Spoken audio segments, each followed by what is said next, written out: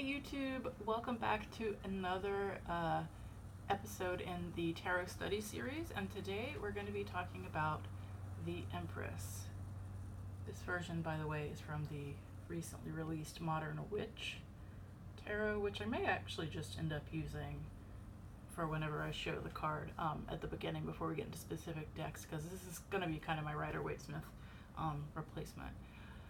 But here we have the Empress, and I've been doing for each of the cards in this series a little phrase. So for the Empress, the phrase I'm working with is abundant creative energy. And so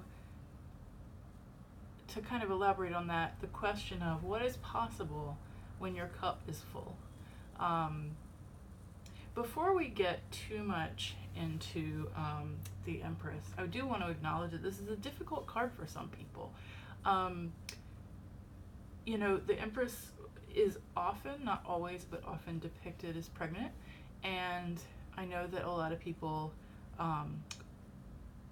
have challenges around pregnancy and mothering, whether it's that you have an abusive mother figure in your life, whether it's that you had difficulty getting pregnant or your partner's had difficulty getting pregnant.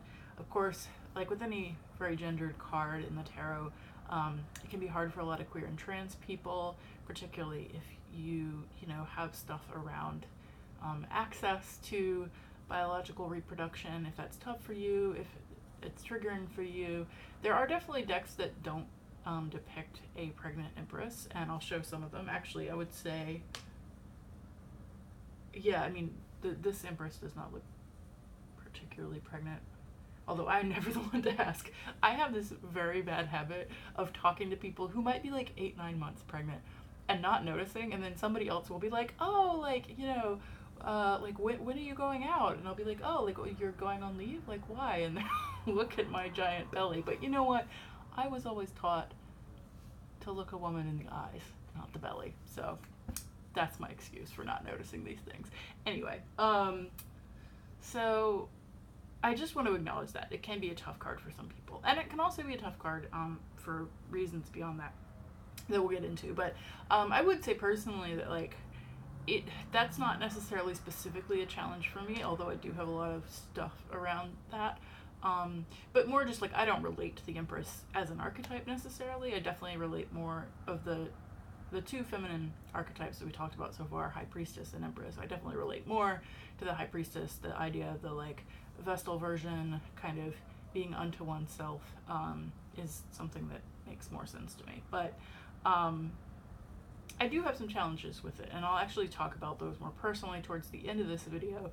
I will say at the top that one, this is a collective Empress year 2019. We're wrapping up an Empress year, so it's Empress and the Hanged, 12 and 3.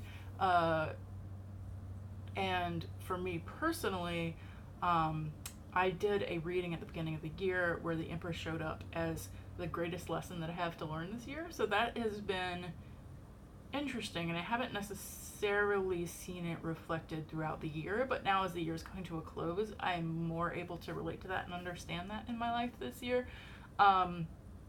This is a card where I had felt some tension initially, honestly, between a couple of different schools of definition, and one being, so I mentioned Lindsay Mack's interpretations a lot on this channel. I try not to do it every time because I don't want to give away her course or anything, because you should all take it, but she talks about a lot of the majors on her podcast for free, so I think it's okay.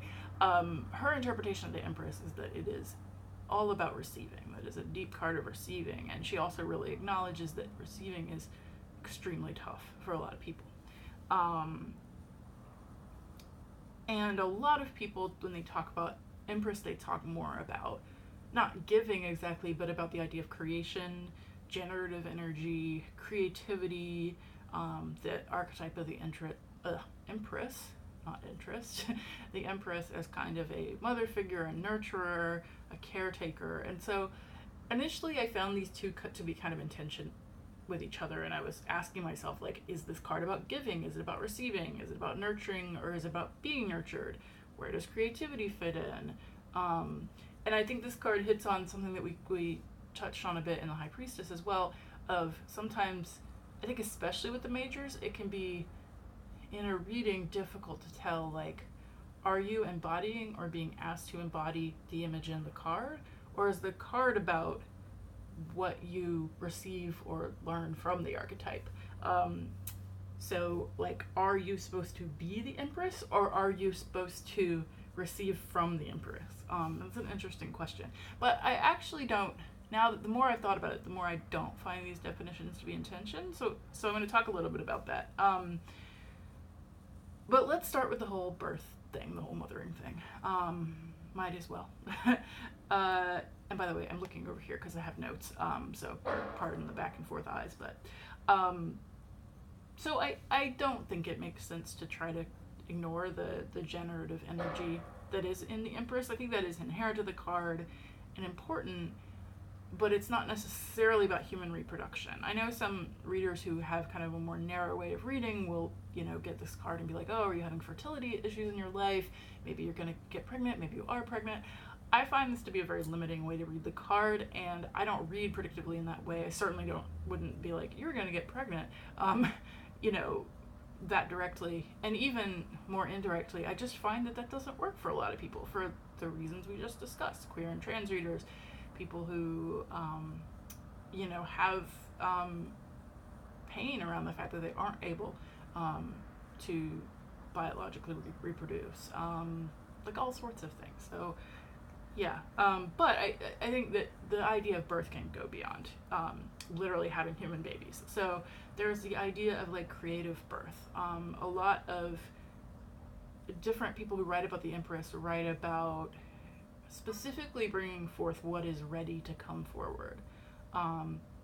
That this card is about something that's ready to come out of you, whether it is literally a human or it might be a creation, a project, a business. Creation as an act of self-love. We'll get into more about this card being about self-love, but it is very much so a self-love card. It is definitely not a card about creating from a more drained space. It's not about like difficult creation necessarily, although certainly literal birth can be difficult, but I don't feel that the Empress is about that as much as it is about birthing what's ready to come through for you. It's not necessarily fast, however. So a number of authors also talk about letting whatever your creation is grow at its own pace, letting the creation itself guide you. That kind of feeling when you're writing something and like the characters are writing the story, you're just, you have fingers, you're typing on the keyboard, but you really feel that the story is coming through you. Or, you're molding clay and like the thing is birthing itself, the sculpture is birthing itself. This is that feeling. It is, I think, a different kind of manifestation than what we talked about in The Magician. So that kind of direct, like, channeling the divine, like lightning strike of boom, flow, is powerful, but also I think kind of quick and temporary in nature. It's just a boom, here it is. Whereas the Empress to me is much more grounded. It is earthy, it is slow, and it is concrete and practical.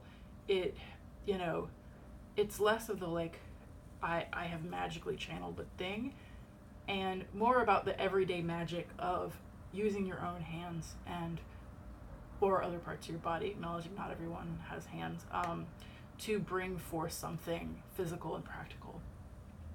Sarah Chappell talks about distinguishing the Empress creativity that is very grounded and earth-based from, on the other hand, or on a couple other hands, kind of mental, like air-based creativity that's kind of flighty and in your brain, or from the kind of fiery, like wands creativity that's all about passion.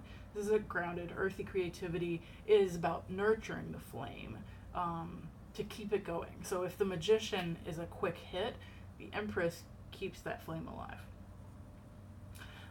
I mentioned self-love.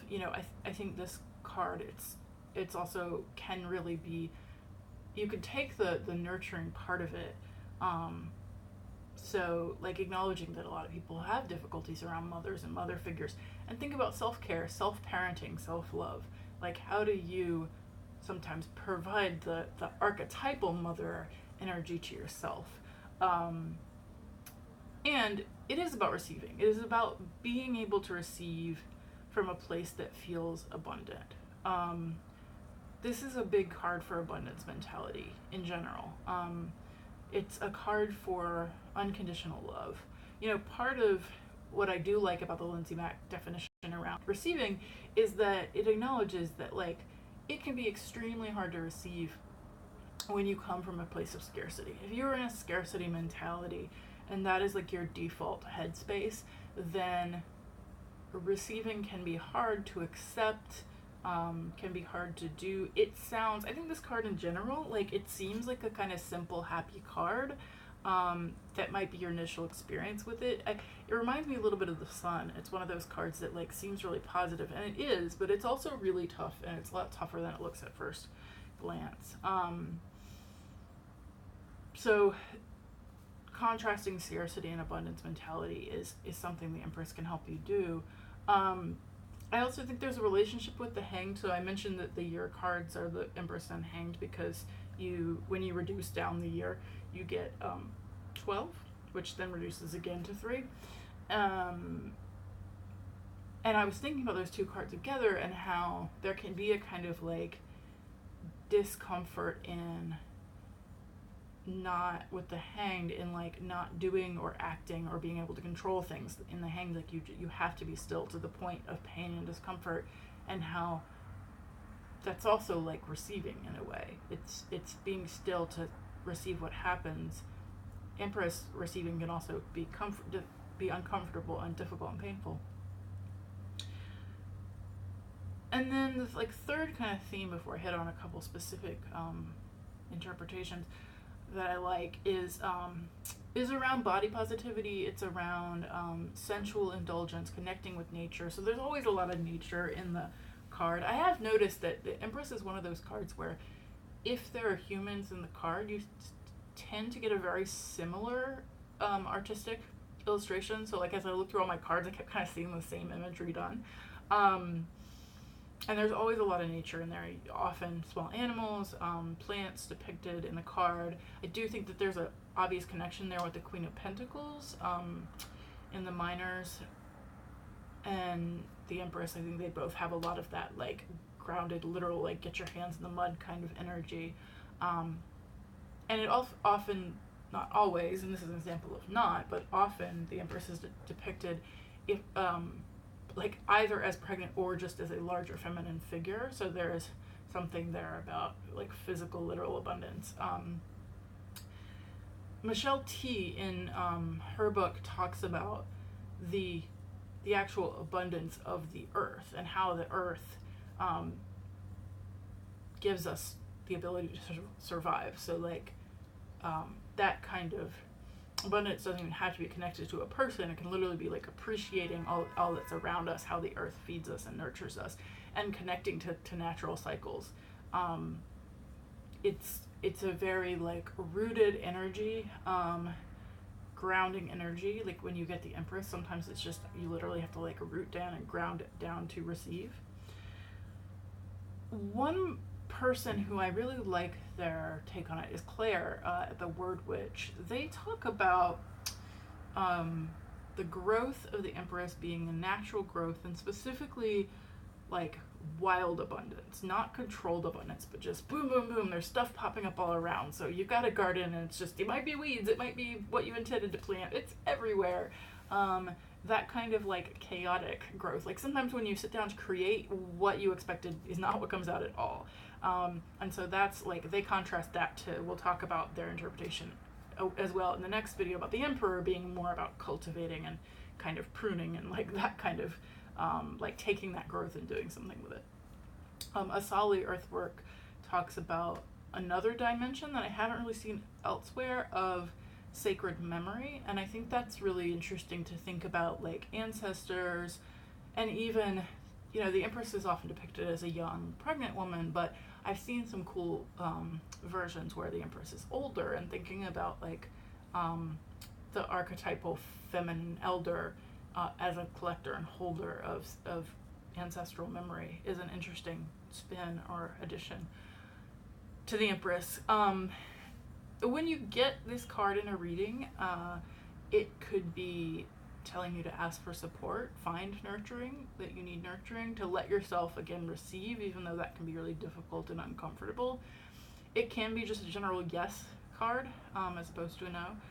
If you are creating, this card can encourage you to give things space to grow, let things come out of you at their own pace, let the creation guide the creator. Or it could literally just be saying, hey, get out in nature, do some physical self-care, some body care. I find the Queen of Pentacles comes up a little more for that, but I think that could be the Empress as well.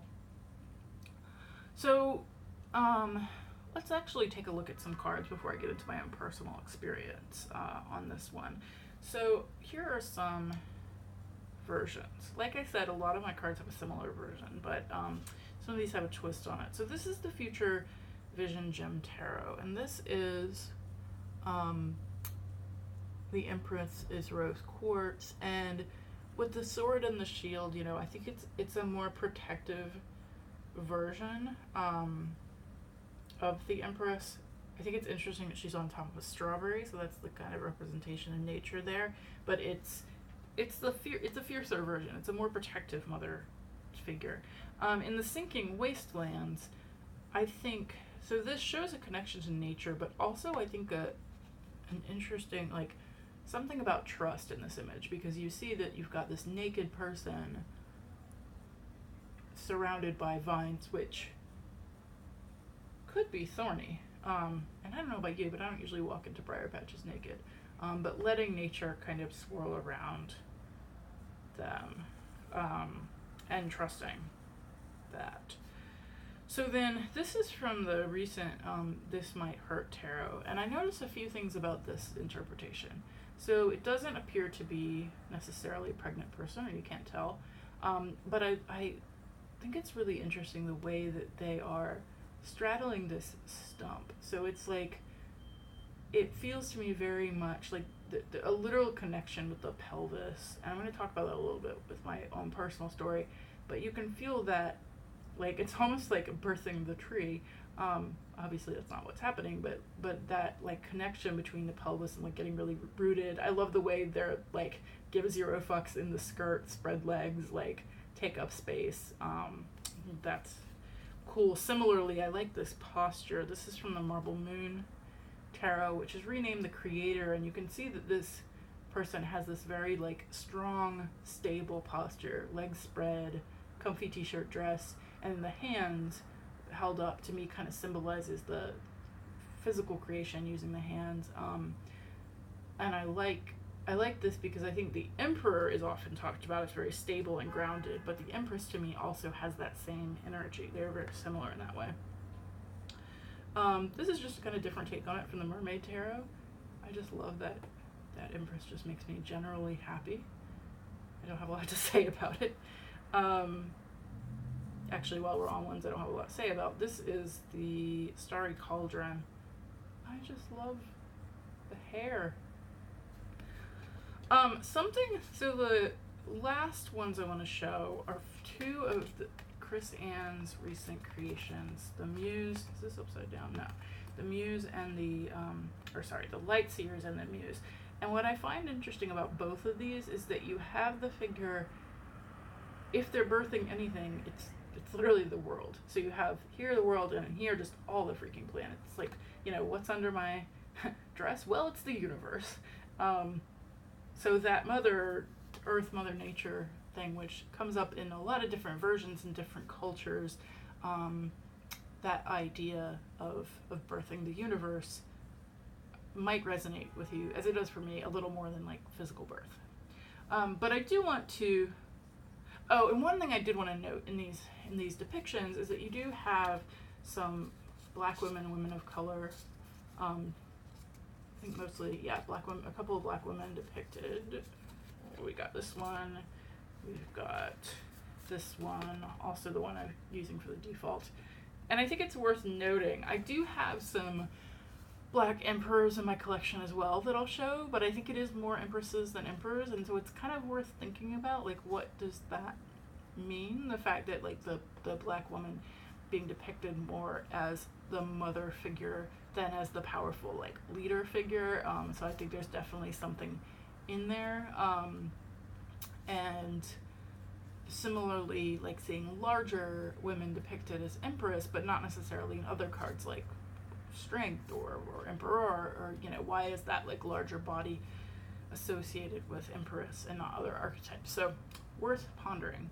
But I do want to talk a little bit about how the Empress has been kind of a shadowy energy for me, and my own shadow around receiving, because this may resonate with you, it may not, but it's just a perspective I want to offer. I feel like, and when I first actually took Lindsay's course and we were talking about the Empress as receiving, I felt a certain amount of like disconnection or whatever. I was like, oh no, I'm great at receiving. I got that down. And feeling like I actually receive too much. Even though the Empress basically says there's no such thing. The whole thing about the Empress is that you cannot receive too much, that it is abundant, that you can always keep receiving.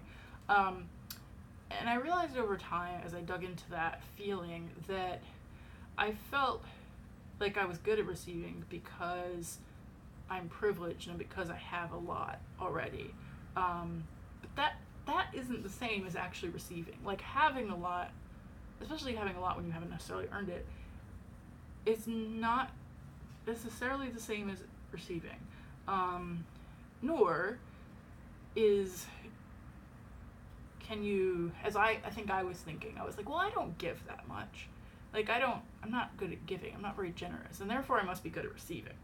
But those two things do not necessarily match. Like feeling like, oh, I don't give, so my balance always stays high, and I never have to receive. It's a false belief. That's a shadow belief. Because if you neither give nor receive, then you kind of stay generally empty. You stay stagnant and stuck. You're not allowed, like you're not able to cycle. The whole thing about the Empress being like receiving so that you can give, so that you can create, is not the same as just doing nothing. It's just no movement or energy in either direction. And Baccara Vintner mentions this in is it WTF is the Tarot? I think that's their book. I believe it's WTF is the Tarot. Talks about self-forgiveness, and I think this is really important for me, like around the shadow, because I don't really necessarily trust or believe in the idea of unconditional love. That is really hard for me, and I think it's very like, hello capitalism, right? The idea that like you have to transact, that you have to give something in order to receive is very capitalism shadow. And I relate this to some shadow I have around the pelvis, around that part of the body, that area of the body. Some of the trauma I have around various health issues and dysphoria, like I'm wondering how that might actually relate to the receiving shadow. I do think that sometimes like engaging in sexual pleasure can be a guilt area for me, and I really resonated. There's a writer, Zan West, who, if you look up Zan West, and it's XAN, do be aware a lot of their writing is not safe for work, but they write about stone identity, and in that writing they write about femme partners and how stigmatizing the pillow princess term can be. So the idea of people who receive in bed and like never give, and how horrible that is, and like that is really like a stigmatized thing, and that like when you have sex ed or you learn about sex, it's all about an exchange. It's about a 50-50, which is made to feel like equality, but actually I think does like reinforce the transactional nature of a capitalist society. It's like even in your intimate relations, that you always are keeping a tally or a balance sheet, can be really harmful. And I think like it can be really hard to believe, whether it's sexually or otherwise, that you are just allowed to have a thing, that it is okay to just have a thing,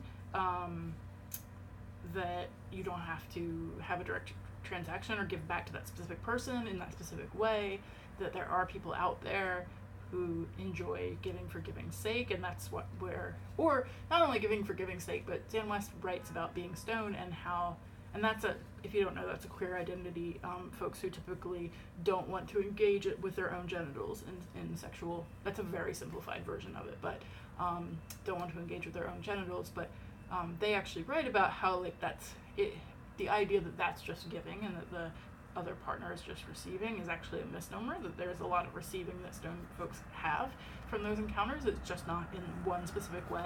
And I think that's true more generally. Like, I think in some ways for me, the idea of being kind of unconditionally nurtured or taken care of or parented is kind of a secret desire for me. It's something that lives in the kind of quiet places where the brain says, oh, you haven't done enough to deserve that. You're not allowed to have that.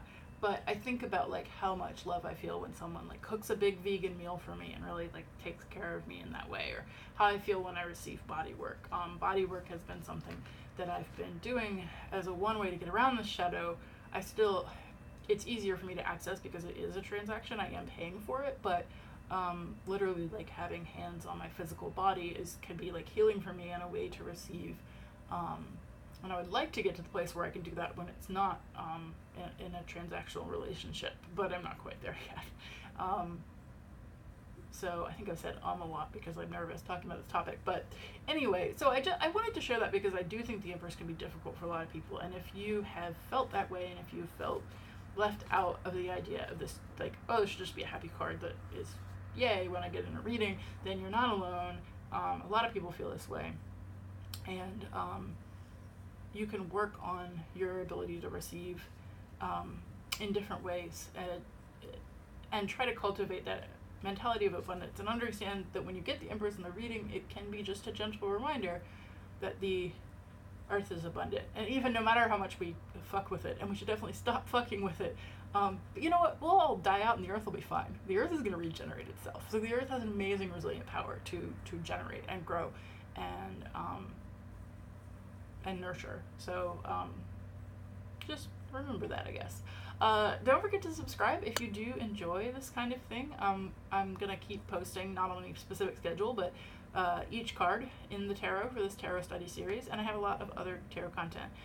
Leave a comment, let me know what you think of this video, what your thoughts are on the Empress, and anything you would add to my interpretation.